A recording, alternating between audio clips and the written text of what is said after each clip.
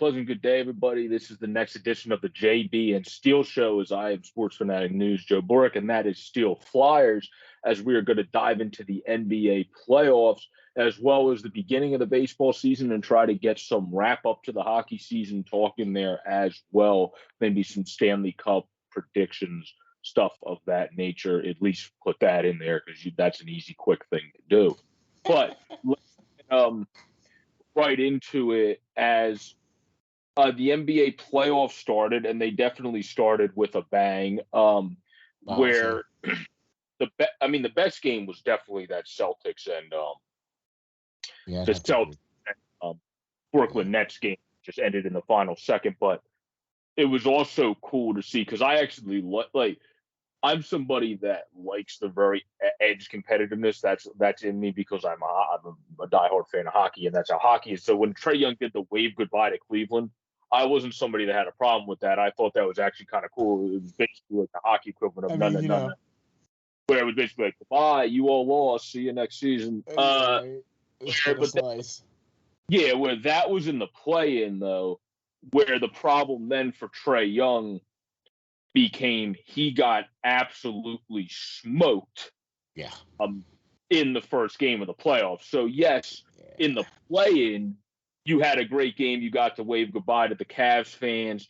There's people that expected upset, like my great friend Andrew. I saw him tweet that out, expected upset. Well, that's not good for his prediction from game one, when Duncan Robinson was left open to basically turn into Kyle Korver against the Hawks, who had Kyle Korver. That's why I use that name. Hawks fans will remember the reference. And then Trae Young was trash. He didn't do anything in that. He was absolute garbage in that game. So appreciate what he did in the play-in game. But like I said in the video I did specifically on my channel for that, that's unacceptable for the first game of the postseason. You have to be much better than that. If the Hawks have any chance to win, there's no chance they're winning if Trae Young plays mediocre. Where the Heat have Jimmy Butler, who didn't even play his best game, but still played good enough and was a plus 27. Adebayo was also a plus 27. Lowry was a plus 21, didn't even play a fantastic game, but they were just really good plus players. Same with Vincent. And then you had the carrying weight of Duncan Robinson just balling out and making every single shot, -1 that he shot in the entire day. He was 9 for 10. So I think that's the issue I had. We're just kind of jumping around games here to make it interesting, not going in any specific order, but that's the issue I had with Trae Young. Yeah. Was that I like the fact he waved goodbye, because I'm all for that competitiveness, but you sucked in game one. Yeah. You definitely have to bounce back from that, because Jimmy Butler and his Miami Heat, and specifically Duncan Robinson, the MVP of that game, Robinson was, torched you in game one. And they are the number 1 seed, too. And Miami is one of the better teams in the East. So there you go. Listen, man, we're on Volume 17 of the JB and Steel Show. Thank you all very much for watching us and checking us out. If you're not watching all the great stuff out there on the Sports Fanatic News and all the great coverage that the great Joe Boric, the Professor Joe, does, he's the beat writer for the Reading Royals. You got to check him out, all the great coverage he does for the Phantoms. And we're going to start getting into some baseball coverage here coming up here real soon, too. So all kinds of great stuff going on with Joe, and you got to be checking him out for sure. This is Volume 17. So let me just say this. Do you think that after that game, Miami and the Hawks,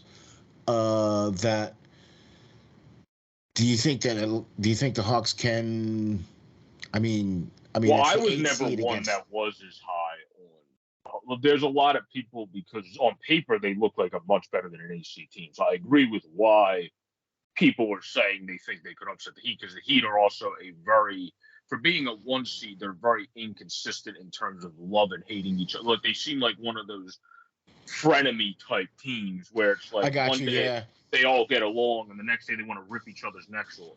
So it's that's the problem I see with Miami. But against the Hawks, Trae Young's going to have to average at least, I think, 28 to 30 in order for them to have the best game. And he was pitiful in game one. So they could beat him up. Kyle Lowry obviously is a top-notch defender. If they can beat him up very well, they're not going to have a chance. That's the biggest thing. It's limiting Trae Young and then just letting guys like Robinson who can shoot and Jimmy Butler, an all-around guy, do his thing, and then be set. And that's exactly what came to fruition in Game 1. And that's really all they have to do. Like, there's other guys that can ball on the Hawks, but the main thing is you limit Trae Young to 5. Exactly. Exactly. So no, dude, I'm with you on that. So, okay. I would say they're not going to sweep them, though. So I would say that's a 5-gamer. I would say the Heat in 5, because I don't see the Heat sweeping Atlanta. Okay, that was what I was just going to ask you. Do you think that the Heat are going to sweep them? No, so you don't think they're going to? No, I don't think that'll be a sweep. I also think the Mavericks are still. We could go to that game next. Yeah, they didn't have the Doncic. They're still going to win against the Jazz. The Jazz just happened to catch them in Game 1. That's okay. I wanted to just actually go to the Boston and Brooklyn series. Well, we could. That would be skipping an entire day. But yeah, if we wanted to skip back to that, we could. Oh, okay. All right. I don't want to skip that then too. Okay. All right. We'll go to the next one then. The Milwaukee and the Chicago one then. Well, everybody's played a game. Yeah. Well, some of these are the play-ins. The play-ins I don't really honestly care about talking about. Where I only mentioned the Trae Young one just because he waved goodbye to the crowd. Other than that, I could honestly highly care less about the play. Okay. But when it comes to the actual playoff, the Jazz took advantage with Donovan Mitchell balling out with 32, 6, and 6. Brunson was great, Villanova's former star of 24, 7, and 5. He was the guy that balled out for the Mavs. Not having Luka Doncic is what lost the Mavericks. That's why if he comes back, they're winning that series in 6 still, I think, if he comes back by Game 2. If he comes back by Game 3, they might have to win in 7. But I still think the Mavs have the better all-encompassing team to the Jazz, where they're close. Don't get me wrong. They're not, like, astronomically better by any stretch. But I think with Doncic, the Mavericks have the better club, where they have more spaced out scoring, like Brunson that can ball out, be that step-up star that you always have in place. He's a good player, but he performed great in that game, just like Tyrese Maxey, which we'll get to in a minute, performed great for the Sixers, and just like Anthony Edwards performed fantastic for the T-Wolves. So where he's a great player that averaged like 21 as a 20-year-old, but nobody expected Edwards to do that.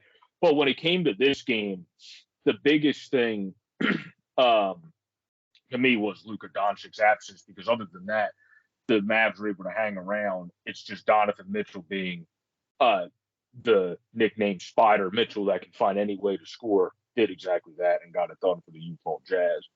And those are kind of my takeaways from that game. Okay. All right. So that works. I mean, so do you think then that do you think that's going to be a sweep too? No. I don't think. I think the Mavericks are still going to win that series, and the Jazz won Game 1. So I don't think the Jazz have a chance to sweep the Mavericks, because I don't even think the Jazz are favorites to me to win. Where that series at this point probably has the best chance to go to 7, just because Utah won Game 1. But I still think if Luka comes back in Game 2, I still think it can just go 6 games, and Dallas can win. If he doesn't come back until 3, I feel like that is going to be a 7-game series. It kind of depends on what his health status is. Okay. All right. That's what I was gonna ask you. Do you think if it's gonna, because with Utah just catching the Mavs a little bit off there, you know what I mean? Plus the fact that, look, Utah and Dallas are the 4th and 5th seed, so they're tight. Yeah, it's just that's what I mean. They're tight. Not many players. Like Mitchell's great, but not many guys are Luka Doncic. Right. Like the way that he has the size, the ability to dribble like a point guard, like that's just a different beast. Right. So, no. Yeah, I understand. That's completely why I understand. Yeah. Completely understand. But the next game is the other upset, which was a bigger upset. The Grizz losing, Ja Morant's Grizzlies losing to Anthony Edwards and his Minnesota Timberwolves, as Edwards dropped 38 with 2 rebounds and 6 assists. Okay. He was clearly the star of that game. John Morant still dropped 32 and 4 and 4, I believe it was. But he was solid, Morant, but Edwards clearly was the top dog in this game. And he was the carrying weight. Pat Bev did what he had to do defensively. Karl Anthony Towns also dropped a decent amount of points and had 13 rebounds. I can't remember what his. I remember he had 13 rebounds. His point total was, I think, like 29 or something like that. Right. So, like, he had a good game. McDaniels chipped in. Prince chipped in even. So, like, you just had different guys. Beasley chipped in well, getting 23 off of the bench. So that was huge for them. So the Timberwolves are a odd low seed because they are a pretty interesting low seed with having. Yeah, we talked about this in the last show. Anthony that you Edwards, said that's more of a balanced team. Yeah, they are like a interesting because you have Towns, Edwards, Beverly, who's great at defense. D'Angelo Russell didn't even play well; he played terrible, and they still won. And then you have Beasley come in and step up off of the bench. So I think the balance of their team compared to Memphis, who's definitely more of a natural the way teams go, where they rely big time on Ja Morant, obviously, to get it done, and then kind of go through the rest of everybody else like Jackson, Brooks, and et cetera after Ja Morant. That's how most teams kind of do it while they're growing. The Timberwolves kind of built more a well-rounded, complete team. So that's going to be interesting. That series, I would still lean just because of star power to the Grizzlies for now. But if the Timberwolves take the first two, then that's definitely going to put a lot of pressure on Memphis because then they're going to have to win 2 in Minnesota to be able to get that series back even. Yeah, because they're playing in Memphis. The key to Minnesota, I think, winning is winning the first 2. If they don't win the first 2, I still think Memphis is going to come back in the series. If they take the first 2 and really kind of knock them off their heels, then I think they might actually have a chance to win the series. Well, they would almost have to because those first 2 games are at home for Memphis. Do you know what I mean? So yeah. So then after that, then they take a game. What is it? Do they do 2 and 2? I think they do 2 and 2. I don't really pay attention to that stuff. I just watch the game. Okay. Yeah. But they only play the best of 5 for the first round. No, I believe it's a best of 7. That's only baseball. No, nobody does a best of 5 other than baseball. I don't know. Okay. I wasn't sure. Okay, cool. So then, yeah, they're probably going to do 2 games in Memphis, 2 games in Minnesota. Then they separate them out, game at home, game at home, game at home, game at home. Mm-hmm. But as the higher seed, you get that last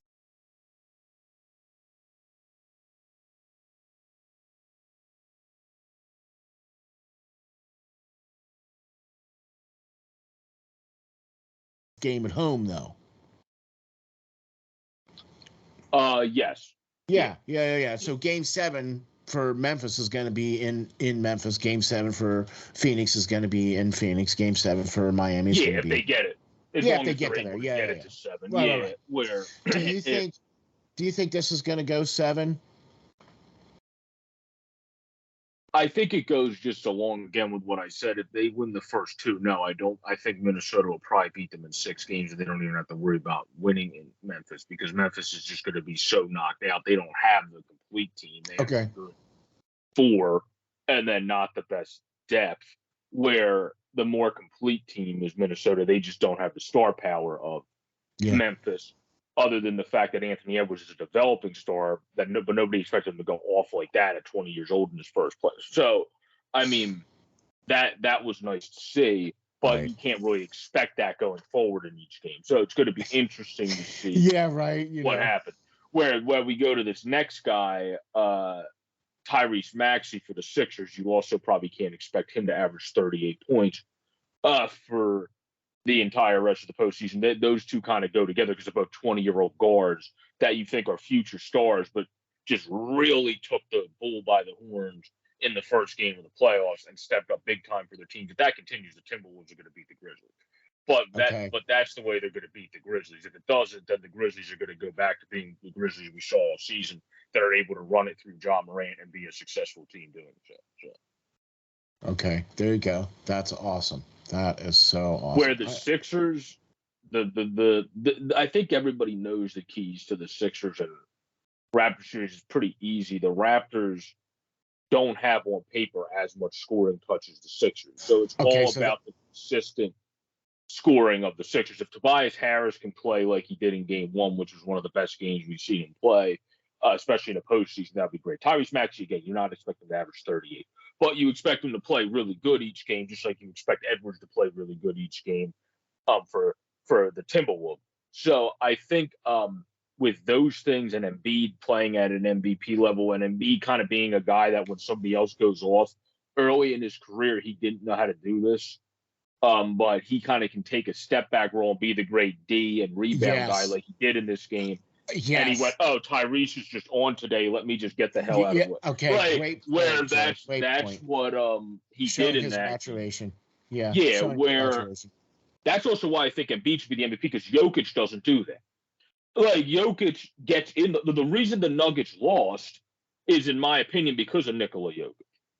Because Nikola Jokic, it's not that everybody else did great. He might have had the best game statistically, stat sheet wise, but they lost 123 to 107 because they tried to run too religiously through him. Yeah. And when it doesn't work, you're just screwed. Yeah. When they have other guys like Highland that can make shots, sometimes they have Green who didn't have a good game, but they have other guys there. Barden's a really good player that they're good.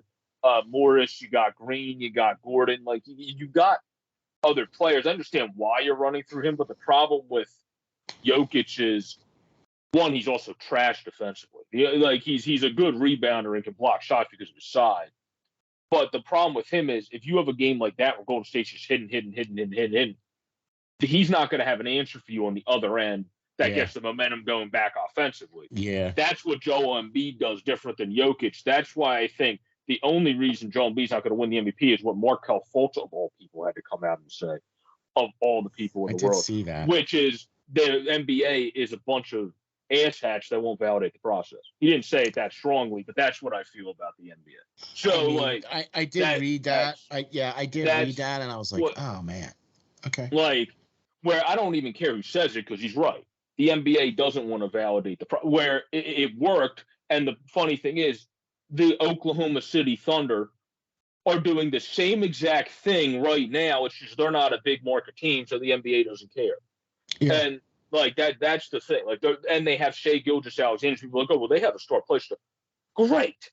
The Sixers actually rebuilt better than because you're not supposed to you're not supposed to keep a 26-year-old star or like a. But Gilgeous is a guy that makes sense that that's kind of keep around for a rebuild because he's still young. But that doesn't mean they're not rebuilding just because they have one guy that's still really good on their team. They're clearly rebuilding down there.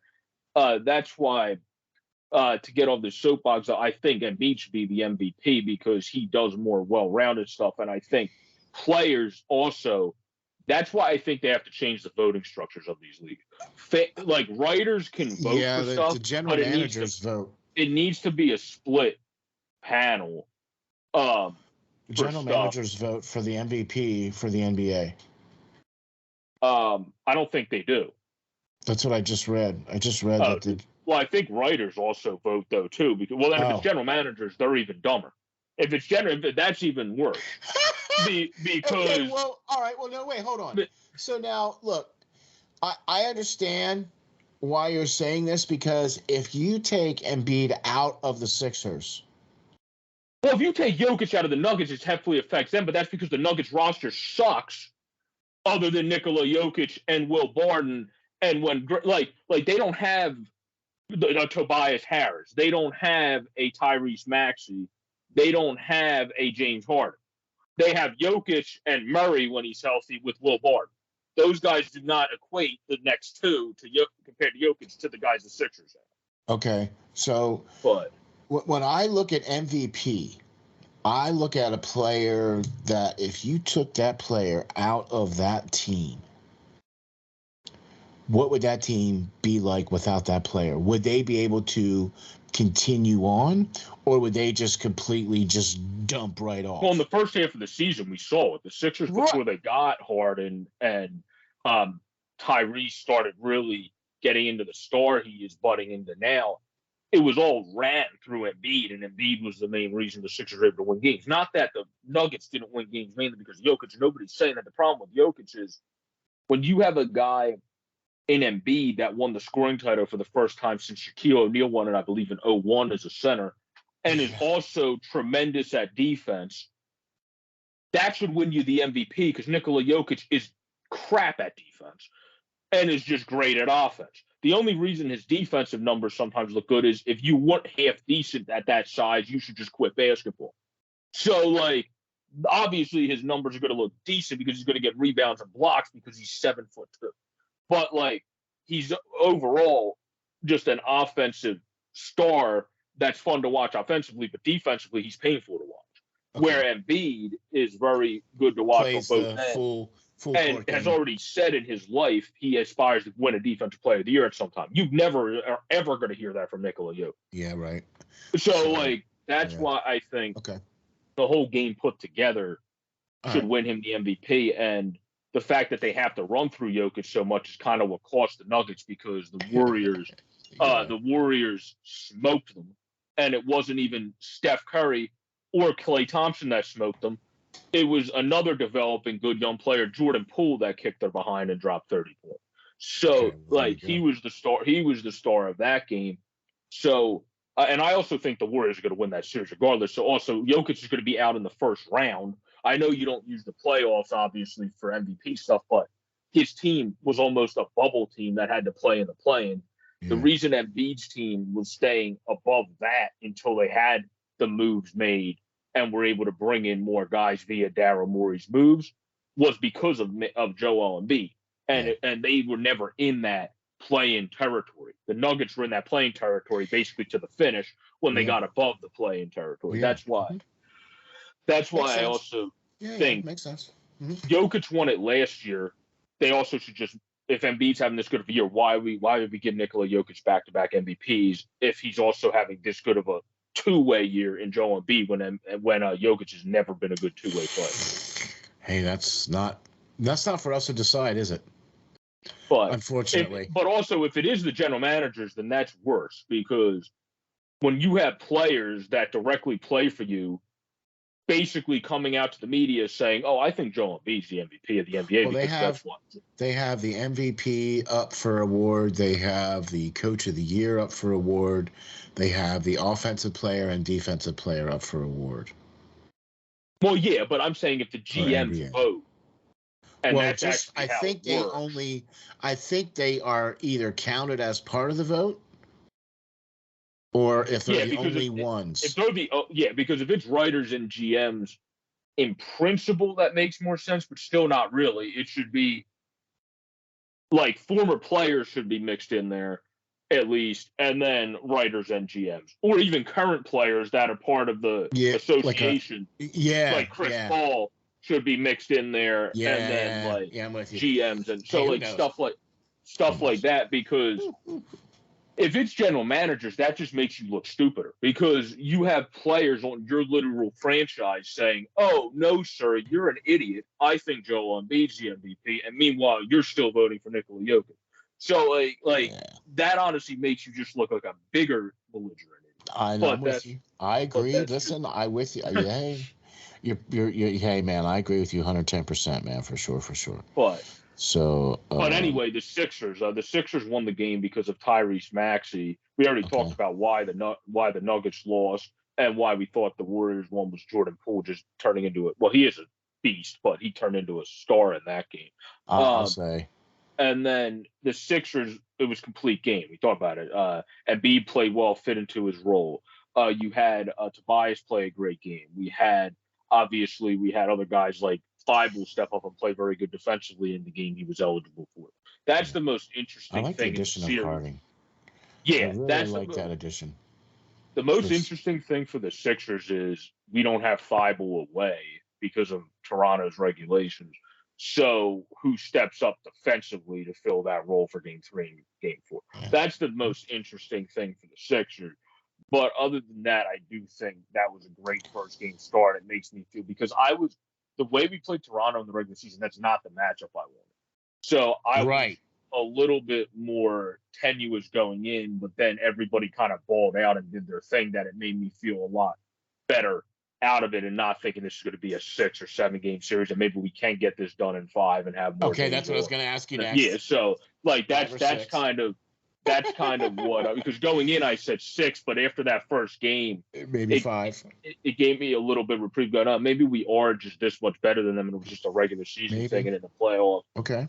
So we'll have to see. We'll have to see. Yeah, the Heat game we already talked about, so that one, we can skip over. And then the Celtics came down to the wire. Final play, Marcus Smart.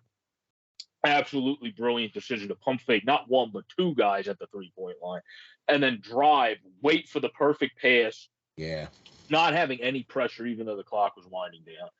And then gets it to Jason Tatum to make the winning layup. So Jason Tatum and Marcus Smart were 2 of the MVPs of the Celtics in that game because Smart played fantastic defense as well. Kyrie Irving was by far one of the MVPs of that game in a losing effort. We talked about that in a past JB and Steel show, how important Kyrie Irving is. He was mighty. And now he's able to play. And he's now that he's able to play with the regulations in Boston and in Brooklyn, that's going to be huge because KD was average. So Kyrie was the reason they were able to battle back because they were down and out after that third quarter with the Celtics outscored them 35-24. Then it was 29-19 in the fourth. Because Kyrie Irving went bonkers and really took it upon himself, where KD also cost him. That's the issue with Kevin Durant in this game. Yeah. He struggled shooting and then cost them the game defensively, ball watching as he was supposed to be guarding Jason Tatum. It's one thing. It's one thing if you just sucked at shooting that day and Kyrie Irving stepped up for you. But one is compounded, and I don't even I'm not even a Nets fan. So the fact that this annoys me, I can't imagine how much it annoys Brooklyn fans. The fact that it's compounded by the fact that you're looking at your TV going, what the heck is this idiot doing? Where that's when it becomes a problem. If you're playing great and at least getting back, and guys that we even mentioned before, like the Tyrese Maxey, where he's not great defensively, but when he loses the ball, he tries to get back and get it back. Yeah. You can't be obsolete on both ends. At times of that game, he was obsolete on both ends, and that's not something you ever say about Kevin Durant. And that's in a playoff game. He had how Harden had bad games, a la his Houston days, where he just sucked in the postseason. That's what Kevin Durant looked like in game 1 of game 1 of the series against the Celtics, where Kyrie Irving basically just had to take it upon himself in order to give them any chance in that game. Yeah. And he did. And that's why it's so impressive how good Kyrie Irving is. And we talked about it pre-show. Has got better at a step back. Always had a good step back too, but has got significantly better at a step back 3, which if he adds that into his game, he might he's the guy because of how good he is at scoring and is proven at it. And it's not his early years of Anthony Edwards and Maxey that could maybe average 38 in a series, just because if KD keeps struggling, Kyrie's just going to go, well, just hop on my back, boys. I'm just gonna make sure we at least stay in this game. He is one of the most lethal scorers in the league. The only reason people don't talk about Kyrie as much is because he's not always in our eyeballs because he's away doing other things. But he is, when playing, one of the most lethal players as a scorer. Not the best defender either, but one of the most lethal players as a scorer, and can get into steal lanes at times, kind of like a la Allen Iverson. But a better overall shooting percentage player than Allen Iverson. He can be. So now you still think Miami's going to take it. You still think Philly's going to take it. You still think Boston's going to take it. Yeah. Boston, I'm not so sure. That series, I think, is going 7. All right. What do you think? Yeah, that series, I think, is actually even. It's just Brooklyn didn't have their whole squad the whole entire season. Kyrie and KD only played 18 games together going into yesterday. So, that it's tough to use playoff games as warm-up games with 2 players. Well, yeah, but also at the same time, I don't use that. I'm not giving Kevin Durant that excuse because I'm not. Yeah, no, I'm not saying that. Yeah, no. But what I'm saying is that if you've only played 18 games with somebody, that's really not enough games really to kind of get. But when you're both at that Mount Rushmore level, you should figure it out, especially when one of the two really figured it out, and Kyrie, and you were the reason they lost. That's That's the big issue. Okay. One of the biggest reasons, and I like KD. I didn't like his movement to the Warriors. I thought he was kind of a chump for that, like a lot of people did. But I like KD as a whole, where I hated him in that game. Like, I just thought he kind of it looked like watching him, he got too much in his head after sucking offensively, where he let that affect him on the defensive end. Okay. And you don't see that a lot from Kevin Durant. He always seems to stay in that zone no matter what. Yeah. Where in this game he didn't. Okay. And that kind of just was. So do you think Brooklyn could upset Boston in this, or do you think it's because they would have won that game if Kevin Durant played like there's no chance in heck Boston was winning that game. All right. If Kevin Durant played like Kevin Durant and Kyrie Irving just did exactly what he did. Like there's absolutely no chance that Boston would have had a chance to make that play by Marcus Smart. Okay, is Milwaukee going to take care of Chicago? Chicago was a pretender team, I think, in the end because they started so hot and then they completely fell off Mount Rushmore. So like they're I think more of a pretender. Love what Vucevic, a former 76er, was able to do watching that game. Balled out, had rebound after rebound, got a lot of putbacks, and also shoot a little bit. I've always liked him since the Sixers days, so I appreciate what he was able to do to keep the Bulls in the game. But in the end, I don't think they're going to win. Giannis was nominated for the MVP for a reason. I was just going to say that's the other MVP candidate. I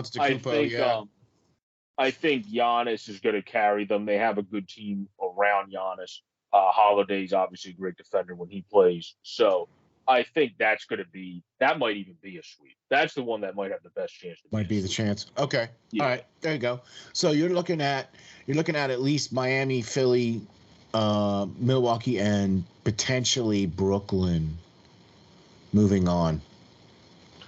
Yeah, because we talked about in past pods, I just really like the Nets as a whole when they're fully healthy. The problem is they haven't had it. A lot. But on paper, so you don't have a track record to go from. I understand what people say, but on paper, they just look so good. No. I get it. And we talked about that before. Yeah, and they proved it in game one. If KD just played anything like normal Kevin Durant, they probably would have won. Right. There you go. Cool. All right, so now the West. Right. Okay. So we talked about the Phoenix. We talked about the Utah. Right. And we didn't really talk about the Suns game yet. We didn't talk about the Pelicans Suns game. Right. We didn't really, but we kind of did sort of, but not really. But we did talk about the Memphis and the Minnesota game. Yeah, the Pelicans aren't going to win that series. Let's just be. Yeah. I mean, the Suns might have the best chance to make the championship of a Western Conference team, so there's no way that the Pelicans are beating us. They're like the best team going in basketball right now. They had the best record and everything else. Yeah, exactly. Going into the end of the season and all that other stuff too. You know what I mean? So Chris Paul also seems like he could still play basketball if healthy for another 12 years, and the dude's 36. So like, there's also that. So when you have a veteran that brings that much wisdom and experience, plus is still one of the best point guards in the league, that's very helpful. So, and then you have one of the best developing two guards in the league in Devon Booker, who's one of the best scorers already in the league, just not as consistent as some of the more consistently great scorers yet, but still a great scorer. He balled out. Paul balled out.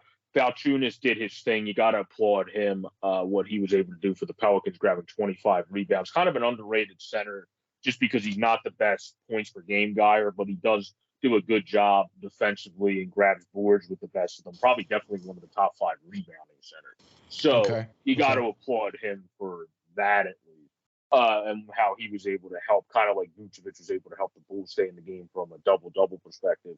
He was able to do the same thing, just with less points, but 25 boards. So I think Valanciunas, you got to applaud him for that, but the Pelicans aren't going anywhere. They would have needed Zion in this season. The Pelicans are a team that are going somewhere in the future because they're building the right direction as long as Zion's healthy. But this season is not their season. He just, like a week ago, just got cleared to start practicing. Yeah. Right. Yeah. Okay. So, all right. We pretty much feel that Golden State is gonna take care of Denver as well. Yeah, I think Okay. Golden State is one of the dark horse West teams to kind of reclaim their thunder, just because now you have Jordan Poole with a healthy Steph Curry, a healthy Klay Thompson, Draymond Green, who seems to be playing the best basketball he's played in a while. They have that championship team's core still together in some essence. Plus, you got Cuz and you got others that are there that kind of just fit well with the rest of the group. And then Poole, who's the developing youngster star. They might honestly be the best chance other than the Suns to make the finals, just because they have that finals experience plus a stud in Jordan. Okay. Is developing. So. Okay. All right. So now the Mavericks and the Utah, we touched on that a little bit briefly too as well. I just kind of want to get your take, because we got the East side. We already kind of got the teams who we think on the East side is going to go. What about, do you think, teams from the West side? I mean, we pretty much have already penciled Phoenix in. Yeah, the Suns. Well, like I said, I still think the Mavericks have a good chance to win. That was dependent on Doncic and when he arrives back in the series. So I still think, and he's on the players to watch for tonight. So I don't know if that means that they're thinking he's going to play. Because looking at the report, it says him and Mitchell are the players to watch. And if I wanted to hop a flight down to Dallas, there's tickets for as low as $40. But hey, man. The wait, hold on. The tickets for the game are $40? Yeah. Yeah, because the tickets to get on a plane to get to Dallas. No. Right, okay. I just wanted to clarify that one, sir. No, yeah. But okay. But and you then still the think though that Dallas? You still think though that Dallas, as long as everybody's back and healthy, you still think that? I think Dallas is going to win the series if Doncic is healthy. If Doncic is back and playing like Luka, the key is also he can't play like a shell of himself, like a 50% Luka. Like he can't be playing injured. So if he's playing like you expect him to play, or play like KD did in Game 1, 95%. Then you will be fine. But he can't do either play injured or be obsolete like Durant was in Game 1. That's not going to work. So I do think the Mavs have a good chance to win. We already said Warriors. And then Sixers, I think, will beat the Raptors. I thought it was going to be 6 because I didn't love Thibault not being in Game 3 and 4. But if we can take tonight, I do think they can do it in 5. Because if Tobias and others step up, I believe they will win 1 even without Matisse in Toronto. And then they would just have to win the return game in Game 5. Right. So we got a lot of interesting, almost everybody. Let's see. Dallas, Utah are playing tonight. Golden State and Denver are playing tonight. And the Sixers and Toronto are playing tonight. Then there's other teams playing on Tuesday, and there's a couple teams playing on Wednesday for their Game 2. So maybe by the time we get to the next JB and Steel show, we might even still be in at the end of the first round, or we might even be the end of the first round. Some teams could be done. Some teams could be done. And then others are probably still going to be. I doubt everybody will be done at that point. Others will probably still be in the playoff first round series, trying to figure out the finishing touches and all that. Yeah, exactly. All right. Well, there you go, man. Definitely things are heating up on the bracket for sure with the NBA. And, look, if that's the thing, man, this is the time to be watching, because this is when it gets really exciting. This is when the games really matter, because this is lose or go. Yeah, we know, people that watch our stuff know we're not the biggest basketball people, but when you get to an end of a season and a postseason in any sport, the round out last 2 months and the postseason tend to be always the best time. Yeah. To always watch, best, right? Where even in baseball, that organically at times is just boring because you don't have enough action going on. The last couple months is the most fun to watch because that's when you tend to have more of a throwback. But see, I kind of disagree with you on that a little bit on this one, Pro Joe, because I like the beginning of the seasons. Because I usually like to pay attention to like the first, say, well, like in football, you can only do like the first quarter of the season, which is the first month. So that's only the first 4 games. But usually, like in hockey, I like to look at the first 20 games. In baseball, I like to look at the first 20 games. In basketball, the first 20 games, right? And then you look at the last 20. Oh, I'm not saying you just pay I attention. Yeah, I'm just but saying. I mean, that's kind of how I'm looking at it. Well, that's different though. That's more to analyze the game. I still don't think the first 20 games are as fun to watch as the last 20. That's all. That's all. No, I agree with you on that. That's all I was saying. That's all my point was. Where I do the same thing, but the first part of what you're saying is more just because of analyzing the game, trying to pick out who's who's not, who's like going to be somebody, who's not going to be somebody. Like that's more what the first 20's for. Where the next 20, the finishing 20s usually, or the finishing month and a half, is usually the most interesting to watch in any league, whether it's from Double A through. It doesn't matter. It doesn't matter what it is. It's just now, in any. Now, like you and me, at least we both do the hockey all the way through. Like, I don't miss games at all. Yeah, well, I do most of the baseball. I do baseball. To me, I kind of treat the same as hockey. Like, I pay attention to Reading, I pay attention to Lehigh. I mean, but what I'm saying is that of the big leagues, I can't pay attention to all 162 games for all 28 teams. But in hockey, you know what I mean? Hockey, to me, that I'm paying attention to all teams and all their games. Well, what's nice now about baseball is just like hockey, they do have the condensed games now. So I just watch those like we do with hockey. All right. Where if I don't have the time to watch them. So like. Oh no, I record games to watch for hockey games, man. Oh man, no. But like, there's like games that I'll watch. Like yesterday, when I have all the time in the world, I watch a lot of full games that I recorded. But usually, I don't. I'll just watch condensed games. No, I'm with you. I do the same. And then watch the rest. Yeah. That I want to really watch recorded. Like, I'll look at the scores, and if it was like an 8-1 game, I'm not watching that whole game. I'm just going to watch a condensed game. If it was a 7-6 game, then I'll probably watch the recording I have, because that'll be interesting to watch. See, I do exactly the same, Joe. I do exactly the same. I look and see where the games that are close, and I'm like, all right, yep, that's the game I'm going to watch. Or like, I have set games.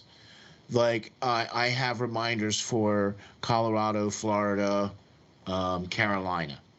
So all those hockey teams, I have reminders when they play, so then I can look on the schedule and go, okay, I want to watch this game, or okay, I'll record this game, or whatever, right? Like the other night, I recorded the game the other night, right? Because they were playing out west, so it was like, all right, I have to record that game, Yeah, so. I mean, usually when I'm free, like between Flow Sports, AHL, when Flow Sports is everything that these AHLs, they have CAA baseball on there. Yeah. And all that. So like, there's a bunch of different stuff to watch on there. AHL TV, ESPN Plus, because there's no NHL TV. Right. ESPN Plus. And then others. Like, usually I'm always just watching different sports stuff. For baseball, for minor league baseball, it's MLB TV for people that are interested in that. So that's where you can watch. You can watch single A too, I think, but I don't usually pay. I usually pay attention more to Double A and up. Double A. Yeah. Where I'm lucky. I live close to an independent.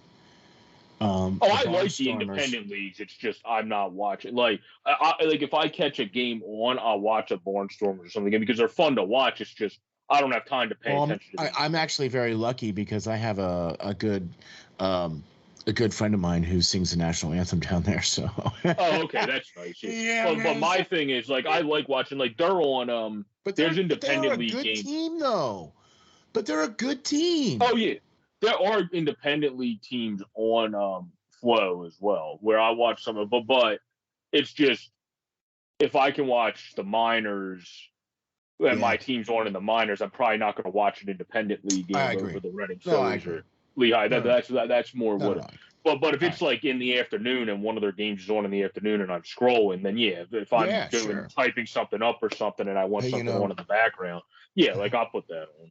So how about we do this? Since we've been talking a little bit about baseball, the Major League Baseball season has commenced, and we are what? Yeah. I think the best way to be quick about this, so we don't spend 85 hours on it, is let's just talk about who's in first in each division right now and That's who's what I'm been doing. disappointing in each division right now. And then that'll be quick. Like, who's been the most disappointing and who's been the first place division. See, man, you're already ahead of me, dude. You're already ahead of me. Right? Okay. Like, I already have the standings all pulled up. Right? We're only what, 6, not that about many 10 games. Like 10 games in for most teams. All right, 10 games in. Let's see, 8. Other than games that have postponed. That's 6. 6. There's 6, 4, 3, 6. 6 games in. All right, we're 6 games in. Some of them are 7. Well, no, most teams are 10 because Toronto's 6 and 4, 5 and 4 is 9, 5 and 5 is 10. Gotcha. No. Where the only teams that are 6 games are because they got rained out. Yeah, okay. So they have all right. Yeah, that's why some teams. Okay. All right, I got you. All right, so we're 10 games in now to the Major League Baseball season, okay? And because of the fact that games are not all equal, not all teams have played the same number of games, we're just going to go by winning percentage, yeah? We could do that if you want. I was just looking at the standings point blank because most of them are actually pretty accurate. But if we want to do that, we could do that. So, because most of the teams that I had here, like, let me just, where did I put that sheet? I'll look at this sheet I did for the predictions. In the West, San Francisco and the Giants are the same team. San Francisco and the Dodgers are both tied. And those are the teams I had top 2. I had Giants, Dodgers, Padres, Rockies, D-backs. Right now, it's the Rockies decided Dodgers. To greatness for the start of the season. I think that'll end up flipping with the Padres at some point. And then exactly how I predicted the top 2 has come to fruition. So I think things from at least how I saw it going into the season has kind of come to fruition early for the most part. Not the Phillies. But the other teams have kind of come into fruition for the most part how I saw it. Because I think if I were not mistaken, I had the Cards in second, where the Brewers are 500 right now. The Cards are 5-3. So that's kind of how I expected it. Because I have the Brewers in first at the end of the season, but starting 500 in the first 10 doesn't mean you're not going to finish in first by the end of the season. So they got really good pitching compared to the Cardinals, who have, I think, maybe the better, if they're youngsters like the Baters of the world and everything hit, might have the more well-rounded team. And Pittsburgh is not projected to be that good. Pittsburgh's not. Pittsburgh's basically like Baltimore does some years where they'll just start off hot and then completely fall off. Yeah, they're supposed to be one of the worst teams in the league. So that'll happen at some point. Cincinnati's retooling, at least, if not rebuilding. And then you have Milwaukee, who I think still has a chance to win it. I think it's going to be them and the Cards battling to the gauntlet this season. That's kind of how I see that division.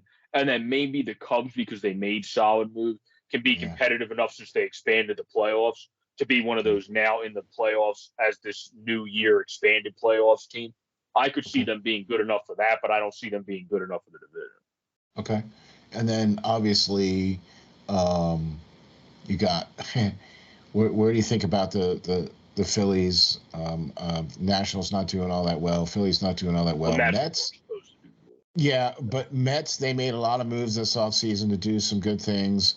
And Atlanta is defending, The NL East I have Mets, Braves, Phillies, Marlins, Nats. Okay. That's what I wrote down going into the season. So obviously it's Mets, Braves. It's Mets, Braves, the only Marlins, thing that's Phillies, flipped Nats. now. The only thing that's flipped right now is us and the Marlins, which I think eventually will flip back just because the Phillies just played the Marlins and suck against them. Okay. For whatever reason, they just can't beat the Marlins, especially in Miami. The Marlins could purposely try to lose to the Phillies, and the Phillies will probably still lose that game.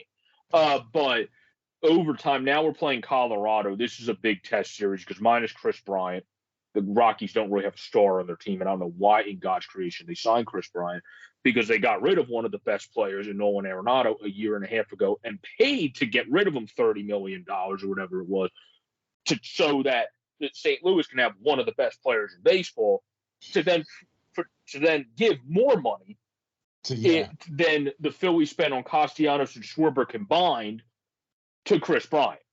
So I don't know where the sense comes into that, but anyway, that's beside the point. The Phillies will have to face him tonight. I think their thing is it's a slow start, but also the Phillies have a lot of slow starters. Andrew, when we talked about that, if you go check out the show I just uploaded on Sports Fan News with Andrew, he talked about it and highlighted it well. Schwarber's a career usually a slow starter in April. Harper's usually a slow starter. Castellanos is a guy that usually just does great throughout the entire season, and that's coming to fruition. He's off to a good start. Segura was doing good, and then he got hit in the hand, so unfortunately he didn't have him in the lineup. So, like, all these things compounded, I'm not tripping over the fact that they're 4-6 in the first 10. I'm not happy that they're 4-6 in the first 10. Don't get me wrong. I'm as pissed off as everyone else. It's just, it's 10 games. I'm not tripping over the fact because nobody's pitched their best yet other than Gibson in game one and Nola in game one that probably got pushed an extra inning into the seventh. No, everyone else has pitched more mediocre. Ranger in his second start pitched solid and battled for the Phillies to get that win against the Fish in the only game they won in that 4-gamer. But nobody's been their best yet, minus Nick Castellanos. Alec Boehm at the plate, not fielding, but at the plate. And then, Segura, who before he got banged up was playing well. Haas has been good, and then Real Muto's been a stud early. But the problem is it's not all at once, minus in a couple select games, like that game against the Fish, the first game of the season. Even the game they won against the Mets, that wasn't a great complete game. They started scoring in the seventh inning. So, they have to be a more well-rounded team as a whole and not rely. Also, Andrew made a great point, too, that I wasn't even thinking just because it's so early in the season, it didn't dawn on me yet. But the pitchers have to go a little bit deeper because our bullpen was improved. And even these kids that you barely knew before the season, like Andrew Bellotti, because he pitched with the Rays years ago in 15, then pitched last year for the Fish. That's the second time he pitched in the majors. He stepped up. Norwood, who people did know more about, I did a video on him when we picked him up from the Cubbies organization. He's a guy that just never fully got put into an opportunity yet. Now that he's had an opportunity, he's been very good early.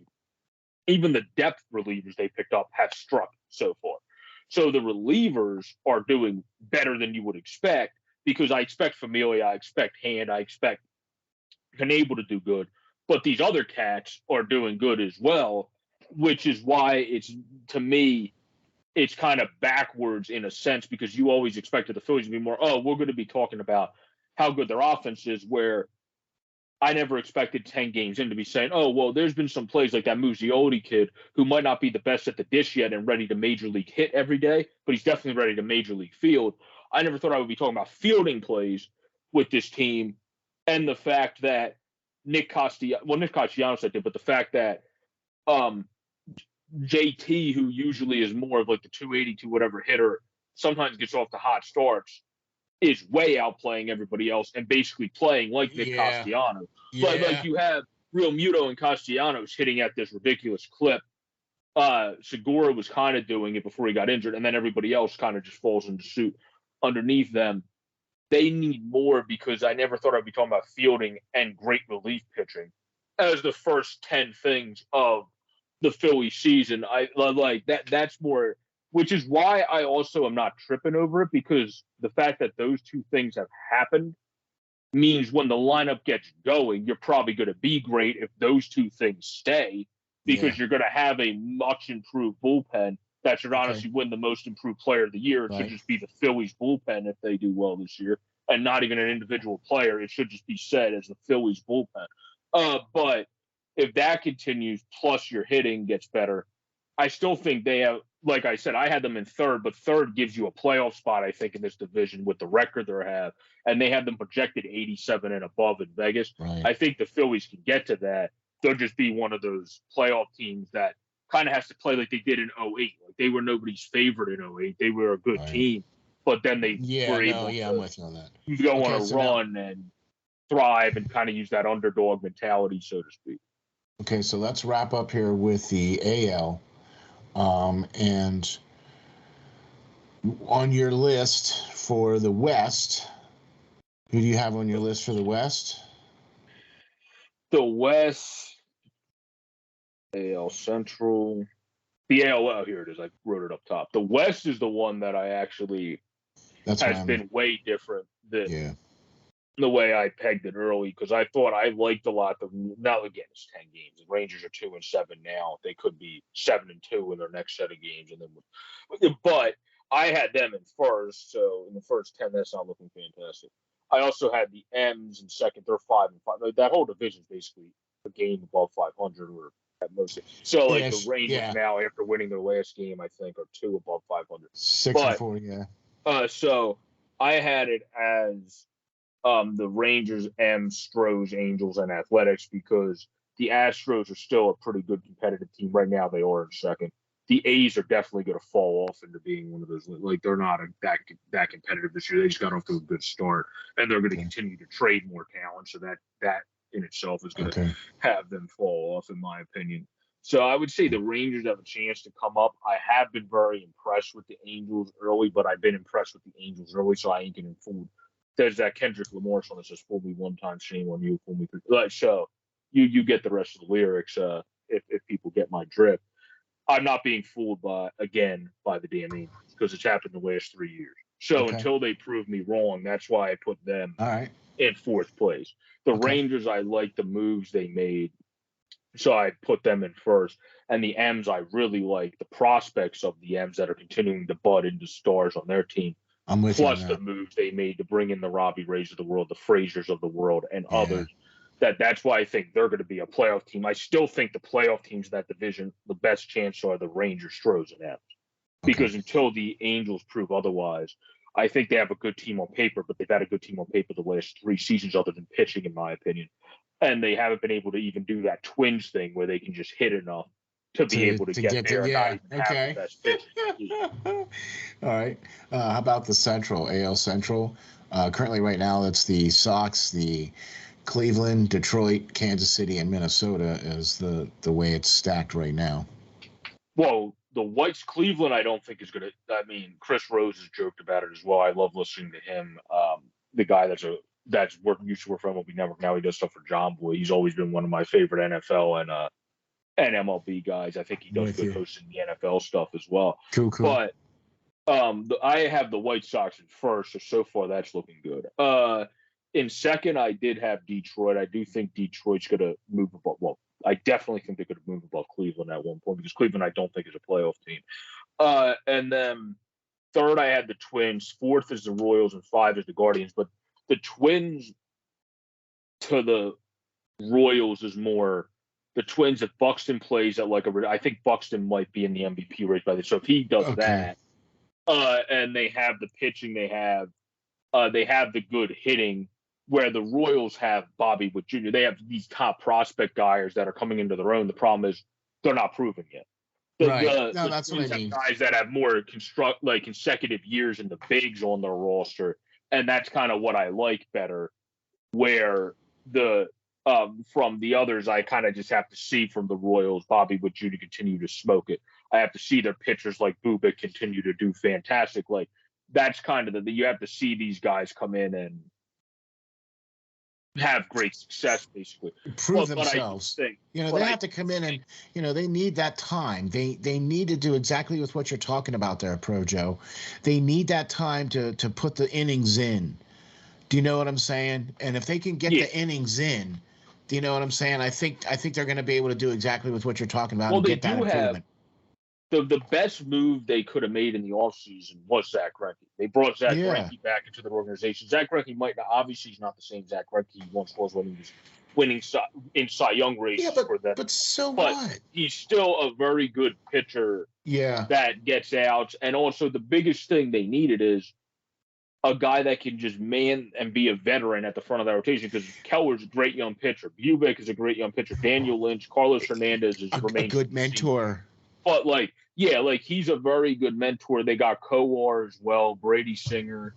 They brought in Amir Garrett as well when he's able to start pitching. So I think their team is set up for success pitching wise. I like what they were able to do with the great young pitching they have. And obviously I love Andrew Benintendi, who's a former Red Sox. Alberto Mondesi, when healthy, is pretty good, but he's never really healthy. So it's kind of like, how is your young guys like the Witt Jr. is going to do? Bobby Witt going to do, not Junior? How is Santana going to do this year? Carlos, Salvador Perez, Whit Merrifield's not getting any younger, but he's still a good player. Exactly. Struggle to start this year.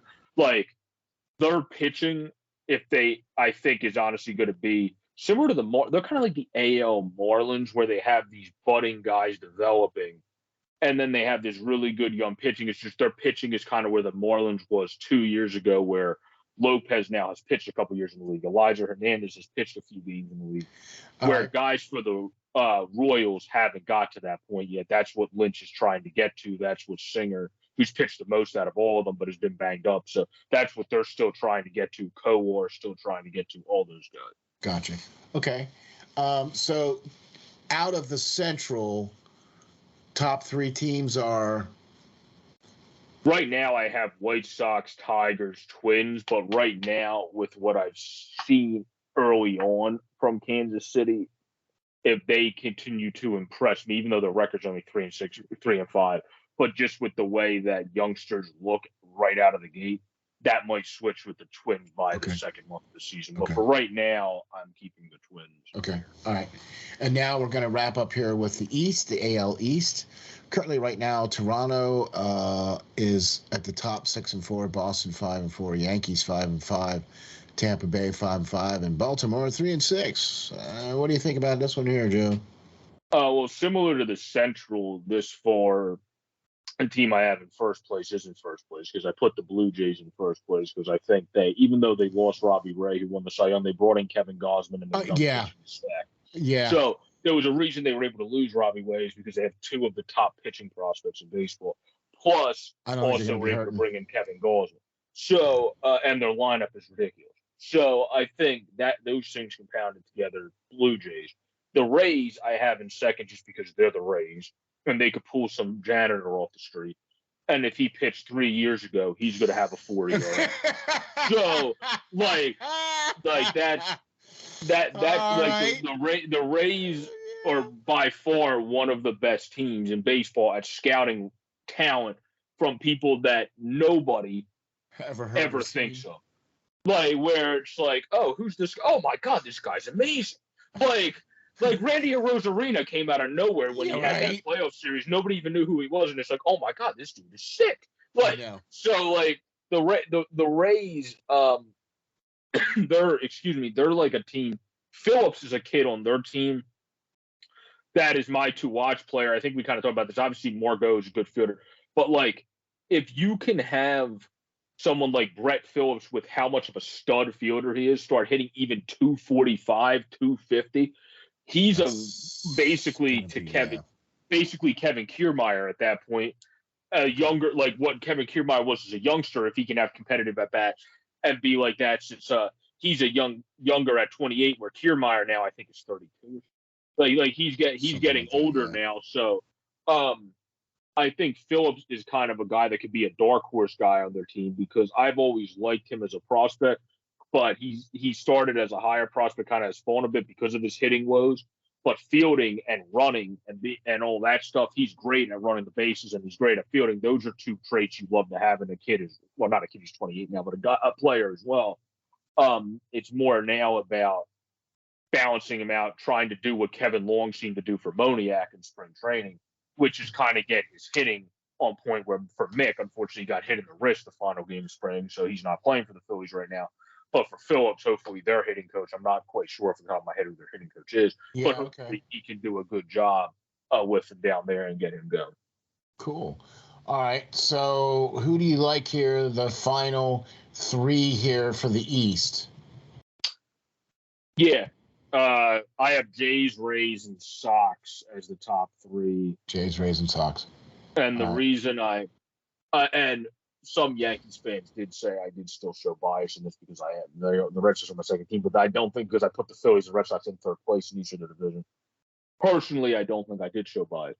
The reason I put your team in fourth is you can't stay healthy. Stay on the damn field first, and then we'll talk about how good your team can be. Have Aaron Judge and Giancarlo Stanton play more than 120 games, and then we'll talk about play more than 100 of the 162.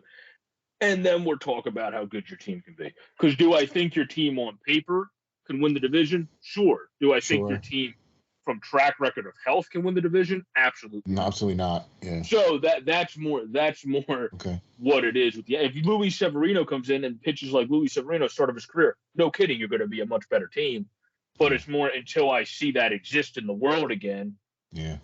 I'm putting you in fourth place because your health is an issue with that team. All right. And that's why I also don't think Aaron Judge deserves the money he thinks he deserves. Like, does he, from the way he plays when he's healthy, deserve to get one of the biggest contracts compared to Mike Trout? Technically, yes, because when he's on the field, he's one of the best power hitters, can use all fields really well. And the reason he's going to use that as an example is because Trout doesn't stay on the field a lot and got paid big money. But the difference is everybody coming in, Trout's been hyped up since he was 16 years old on Sports Illustrated. But, like, it's a completely different animal. You were great and started off really good, but you were never in the world of the Harpers and Trouts that everyone was talking about, which is they were 14, 15, 16. Like, there's certain guys that no matter how their injury history is, they're just still going to get paid. I don't know if Aaron Judge fits fully into the Mike Trout category. Can he fit into the category of other, like a Trevor Story that has injury-plagued history, but the Red Sox still paid? Yeah, I think he can fit into that category because that's a tier down. But the tier of Mike Trout, still that money when you have an injury history. I don't think Aaron Judge is in that tier. I think he's more with the injury history. The Trevor Story tier because of the injury history, where Story and Judge would both get paid like Trout if they both did not get injured all the time. And also Story would probably not be on the Red Sox if he didn't have an injury history because they probably would have never had the ability to get him. So probably not. Okay. All right. Well, there you go. Well, hey, man, there you go, man. We had a really good fired up edition. I believe before we week. go, though, I do think, because like I said to people at the beginning, we don't have to talk about it as a whole, but let's at least give what we think our Stanley Cup favorites are coming in. Because I'm okay. You want to touch on that? Yeah, we can do that. Yeah. I didn't want to. Okay. The NHL is wrapping up here. We're getting down to the final wire here with the NHL. With the final, most teams have about 6 or 7 games left, ish, give or take, for the most part. You know what I mean? And honestly, the West is really the only one that's not situated. The East, I think, is pretty much all teams are in. We know who's going to be in the East. Yeah, right. And then in the Central, that's all situated. The Pacific, the Calgary has an X next to them. No, what I'm saying is this. There is still a team like Vegas who is 3 points out, who could potentially get in as number 8 seed. But quite frankly, I don't think they're going to be able to get past Nashville, and I don't think they're going to get past LA. I don't think anybody's catching. I think the Kings, Dallas, and Nashville are going to keep those spots. Yeah, that's what I'm thinking so too, right? Because I don't think Vegas is going to make it, even with their guys coming back. Yeah, I think it's just too late. Vegas is still going to be good next year. I don't agree with people that are like, oh, Jack Eichel destroyed the entire franchise. I think Vegas is still going to be fine next year and winning. First of all, winning cures all, which they have not. This is the first season they've had inconsistencies in their entire franchise history. So I'm not surprised. But it also is because they have lost the most man games because of injury this year as well. Oh, yeah. Too. But I'm also not surprised that fans are freaking out because it's the first time. Like, you knew this was going to happen at a certain point because it's the first time in your history. Yeah, that's true. But look at what it had to do. Look at how they had to get to that point. They had to have almost half their roster gone for almost the whole year. Well, yeah, that's why they're going to be good again next year. Right. But this year it's just kind of a too little, too late thing. Where they're kind of similar. Lehigh, for the Phantoms that I covered, they sucked the first 2 months of the season. Now they've got closer to Hockey 500. If they didn't suck the first 2 months of the season, they honestly probably would be one of the playoff teams rather than the 8th place team. So it's more, you just kind of showed up more too little, too late, to speak. Where next season, that's showing good signs for next season. But for now, it's like, it is what it is. This is what I think about the hockey season this year. I think we're going to have a record number of teams get to 50 wins. I think we're going to have a record number of teams get to 100 points. Okay. Because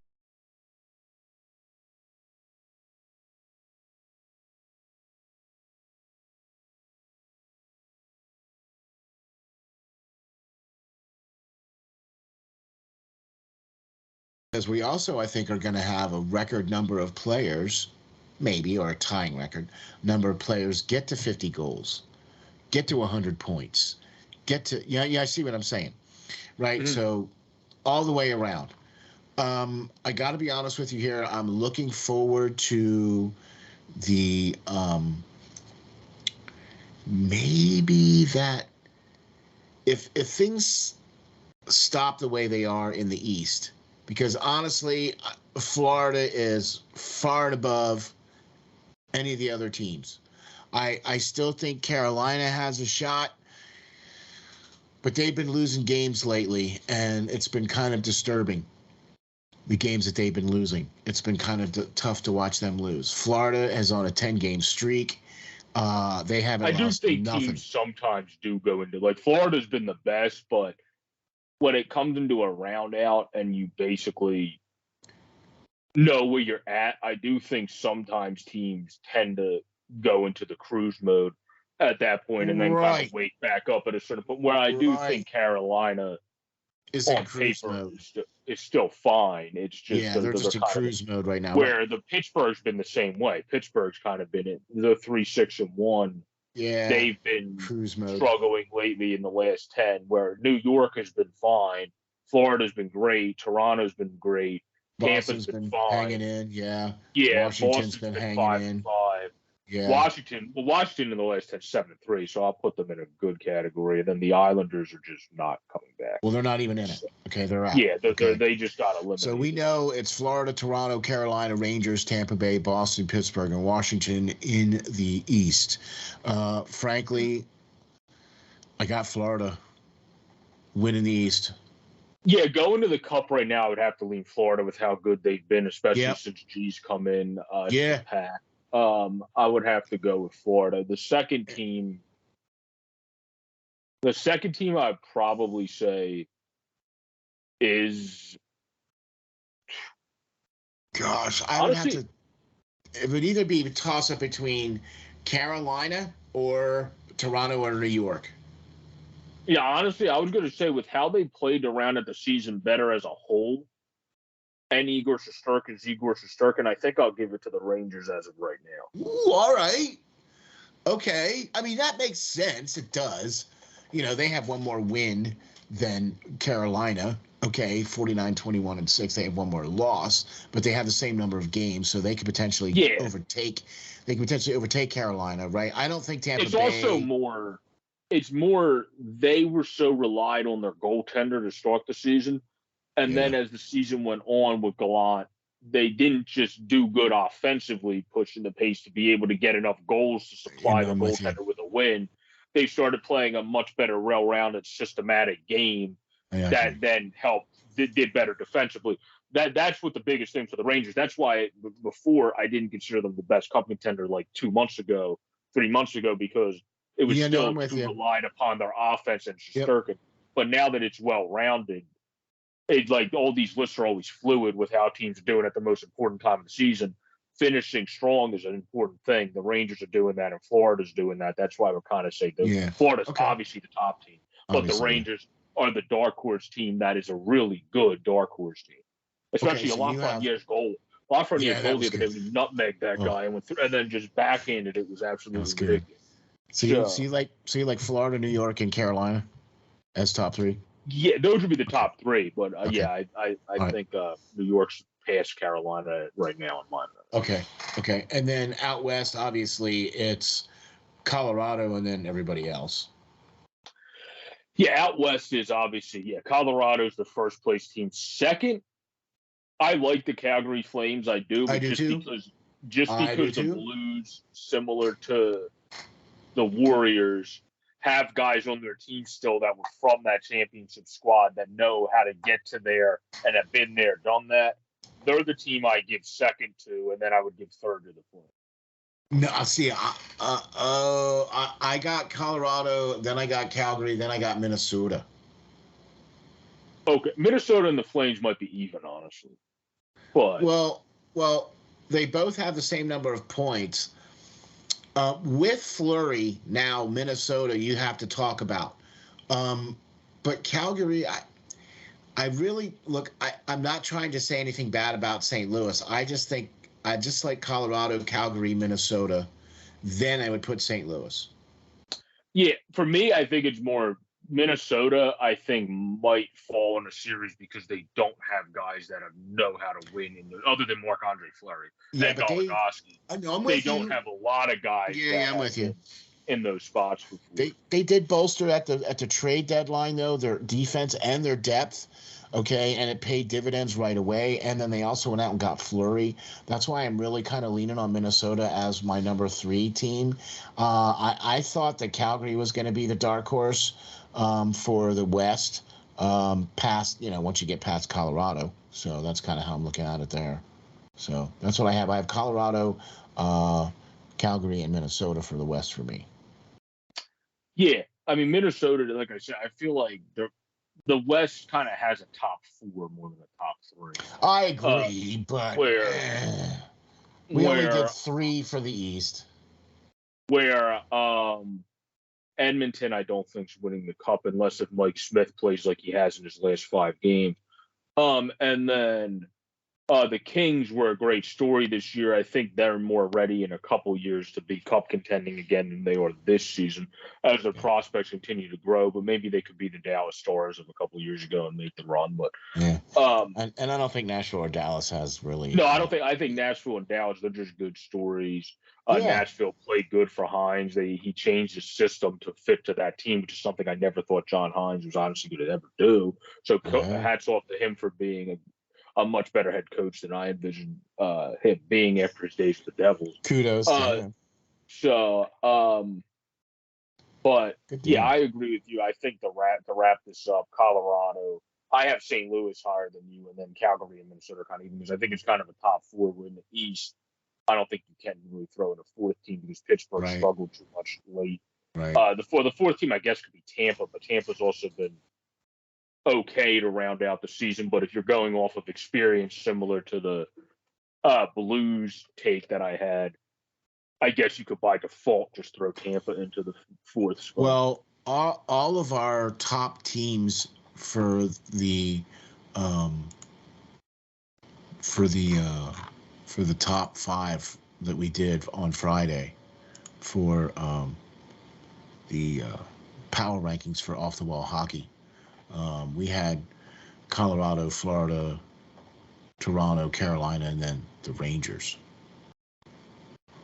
in there as our top 5, right? So almost all the top 5 teams are all Eastern teams except for the number 1 team being Colorado. So, well, man, Joe, listen, this has been awesome, dude. Thank you so very much for all the hard work you do, for all the great stories that you write, especially for the Reading Royals who are in the playoffs, right? So congratulations on them and reaching the playoffs and getting the great stuff going on for there. Got to check him out, man. He also does great stuff for FlyersNittyGritty.com as well, too. All the great Lehigh Valley Phantoms stuff that you do as well, too. So you got to check that out, man. For sure. You can find all the great stuff from all the great people from the SteelFlyers All Sports Network. You can check out the great Pearl of Wisdom, the great Peyton on the Radio, Off the Wall Hockey, and, of course, the Hockey Writers Inc., and then, of course, the JB and Steel Show. Thanks very much for checking us out, man. What do you think, Joe? You got any more articles going on, or you got something coming up, or? Right now, I have more video. I haven't really wrote that much in a while, to be honest. I've been doing more video stuff. The last article I wrote was honestly a couple months. I've been doing more video stuff. Okay. But soon we'll be doing the Zoom call with Coach David and players for Reading. So I'll probably do a video on that later today. Awesome. You're doing an interview with those guys? Yeah, we have a Zoom thing, and then I'm putting out, before I do that video, I'm putting out the Reading Royals playoff preview video that I did. Yeah, there you go. Awesome. Autism, all the autism awareness stuff that the Royals do. Cool. He started and is the leader of. And he's also just he's somebody we have to get on sometimes. Yes. I recruited him to do that because he's a very good hockey mind, not just at the ECHL, but AHL and NHL. Good, bring him. So he's somebody that's good at that stuff. So we'll probably have him on this show at some point as well. Please bring him on, man, for sure. Where can we find you, Joe, and where can we get you? You can find me at JJ Boric 26 on Twitter. That's usually the easiest. I think work6789 is my Instagram. I rarely ever say it out loud. But that if you want to get the second best way to contact me is probably Insta, because Facebook Messenger, E-Money can tell you about that. I don't always get back to him. The guy that Pirlo, Evan Sullivan, that Pirlo knows to do stuff. Yeah. Because I say it on shows all the time. Obviously, I guess he doesn't watch any of our stuff because he doesn't see that. But I don't really respond to Messenger unless I just clearly see Messenger. So that's all it is. Where the next time I do a thing with him, I'm just going to tell him straight up, you might want to message me on something else. Good deal, man. Thanks, Joe, for all the hard work you do. You can catch me and Joe and all of the great stuff from SteelFlyers All Sports Network at SteelFlyers.com. You can also check me out on Twitter at SteelFlyers52.